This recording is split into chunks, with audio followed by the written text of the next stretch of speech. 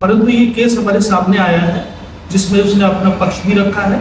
और ये कुछ लोग हैं लायंस क्लब, जो कि एक सामाजिक क्लब है, सामाजिक कार्य में ये लोग लिप्त होते हैं और बड़ा प्रतिष्ठित क्लब होते हैं। इसमें बड़े बड़े लोग होते हैं जो सामाजिक कार्य करते हैं, लोगों की भलाई के लिए काम करते हैं। परंतु क्या हम ऐसे लोगों से कुछ उम्मीद करेंगे? लायंस क्लब की जो उसको प्रतिष्ठा को, उसकी इज्जत को खराब करने वाले लोग यहाँ हैदराबाद के लायंस क्लब में कई लोग हैं जिनके नाम हमारे पास में है, जिनको कोर्ट में उनका केस है जिसमें कई तरह की धाराएं भी उन पर लगी हुई हैं। डिफेमेशन की धारा है उनके पास और वो लोग अभी भी उसी पदों पर होकर ये काम कर रहे हैं। क्या ऐसे लोग जिनको अदालत ने, कोर्ट ने उनके ऊपर धाराएं लगा दी हैं, पूरा टिप्पणी देखने के बाद, वो लोग क्या कभी समाज का कुछ भला करने योग्य हैं? क्या वो उस पद पर रहकर अच्छे समाज का निर्माण करेंगे? क्या हम उनसे किसी न्याय की उम्मीद कर सकते हैं? मुझे बहुत हंसी है कि यहाँ पर जो है एक पावरफुल लोग बैठे हुए हैं, जैसे कि ये अपने राजेंद्र, ये गवर्नर पोस्ट पर है और ये जो है इनको पूरा मालूम है, परंतु ऐसे 6 लोग हैं। साईं राम राजू जी हैं जो गवर्नर हैं 320B के, रिलायंस क्लब के मेंबर हैं। उसके बाद आता है एक सुनील कुमार जी हैं, इनको भी सारा चीज़ें मालूम था। महिला ने उनको पूरी रिपोर्ट दी है, सारा स्पष्टीकरण भी दिया है। उसके बाद इनके इंटरनेशनल डायरेक्टर हैं बाबू राव जी। ये इतनी ऊंचे पदों पर बैठे हुए लोग जब महिला की आवाज़ ही नहीं सुन रहे हैं, सब पुरुष मिलकर उसकी आवाज़ को दबा रहे हैं। इन पर कई तरह की धाराएं हैं। ये 6 लोग हैं, राजेंद्र प्रसाद, मीना सरस्वती, साईराम राजू, लिंगा मूर्ति जी, विजय कुमार शेट्टी और अबन चापन्नी। इन पे धाराएं लगी हैं। 356 लगाया, 356(2) डिफेमेशन का, 351(2) क्रिमिनल इंटिमिडेशन का, 61(2) क्रिमिनल कॉन्स्पिरेसी का। एक साथ मिलकर 79 है intent to insult the modesty of women, 35 है share intention to commit an offence. इतनी सीरियस बात हो रही है और ऐसे सीरियस धाराएं लगने के बाद ये सब एक ग्रुप के रूप में इनके मिलकर उस महिला के साथ अन्याय किया। बार बार बोलने के बाद उसको मौका भी नहीं दिया, उसको लिख के भी नहीं दिया कि क्यों वो उनको निकाल रहे। तो ये बिल्कुल भी सामाजिक न्याय नहीं है, राजनीतिक न्याय भी नहीं है। उसकी इज्जत के लिए कोर्ट, ठीक है, कोर्ट में केस है, परंतु मैं ये पूछना चाहता हूँ आपके समाचार पत्रों के माध्यम से, क्या ये लोग समाज में इस पदों पर रहने योग्य हैं? बिल्कुल भी नहीं। इनको हमको हमारी मांग है इन सभी लोगों को अविलंब, जब तक कोर्ट में केस है, इन पदों से दूर रखा जाए ताकि समाज को एक अच्छा मैसेज मिले। लायंस क्लब एक बहुत प्रतिष्ठित सामाजिक वर्ग है, काम करता है।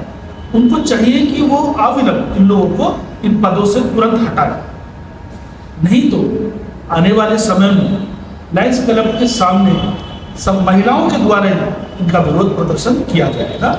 ये तय। नाम बोलिए सब, इनका महिला का नाम बोलिए। कौन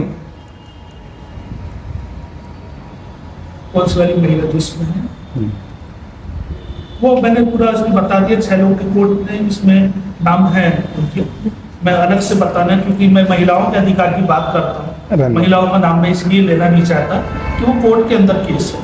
तो हमको जो पुरुष लोग हैं जिन्होंने, दूसरा आपके माध्यम से एक चीज़ कहना चाहता हूँ मैं कि हम ये देखना चाहते हैं कि ये जो गांधी जी ने जो स्वराज का सपना देखा था कि हम जो बदलाव दुनिया में देखना चाहते हैं वो हमारे अंदर से शुरू हो।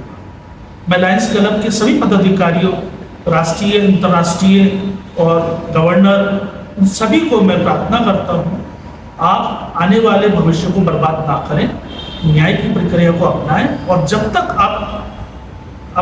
आप कोर्ट से बरी ना हो जाएं तब तक अपने पदों पर नैतिकता के आधार पर आप स्वयं इस्तीफा देकर पद से दूर। Thank you sir. आराम से धीरे धीरे से पूरा ब्रीफ है ना। हाँ, ओके सर। कितना टाइम करना है? 5 मिनट। 5 minutes. Only 5 minutes. ना बात कीजिए आप।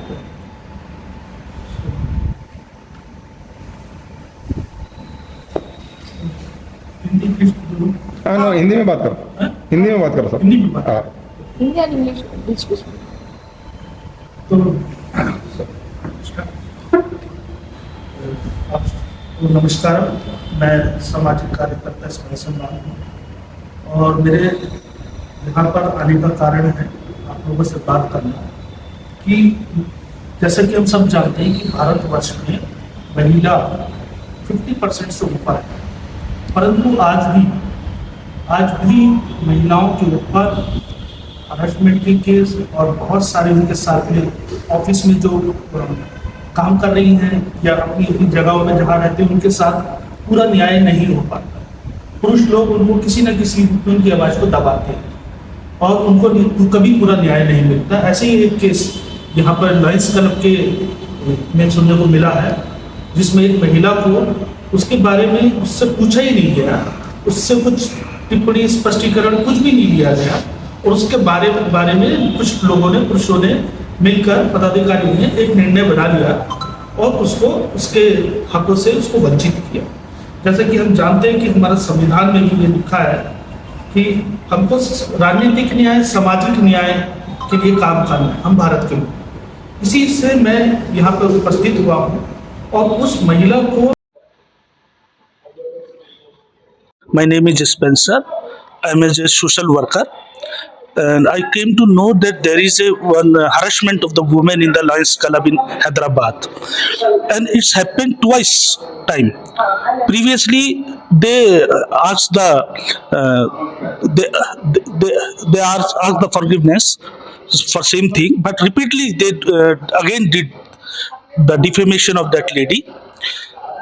So without intimation, without having any giving the chance to explanation, they charge her and they release from the Lions Club. She was looking very precious work. She was looking for the disaster management, and there I don't know what happened, but